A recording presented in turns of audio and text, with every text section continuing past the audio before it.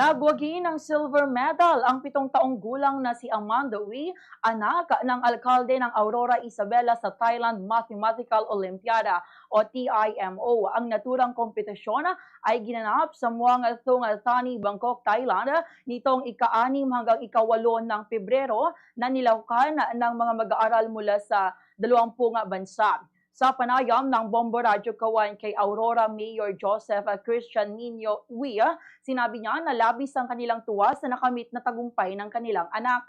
Anya, sa loob ng ilang buwan ay halos araw-araw na naglaan ng oras si Amanda sa paghahanda para sa naturang kompetisyon, dahilan upang isa siya sa makasungkita ng silver medal sa mahigpit or mahigit 1,000 kalahok mula sa iba't ibang bansa.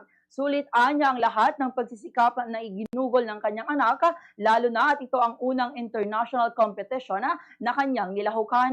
Pag-amin ng alkalde, may panghihinayang siyang naramdaman dahil hindi siya nakadalo sa mismong araw ng kompetisyon dahil naitaon umano nakasabay nito ang sinasagawang medical at surgical mission sa bayan ng Aurora.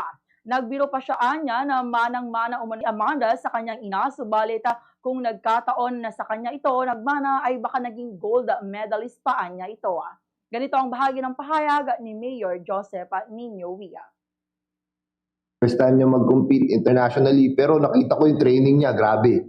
Grabe yung hirap ng training niya. Talaga, pigang-piga yung utak ng anak ko. Pero nagbunga naman yung paghirap niya, yung pag-aaral niya, yung pagpa-practice niya. Yes. Nagbunga naman, nakakamit siya ng silver award.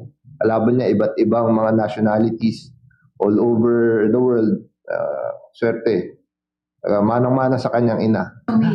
Hindi, pero pag nagmana sa akin, baka gold yun. Fast sa radyo Bombo!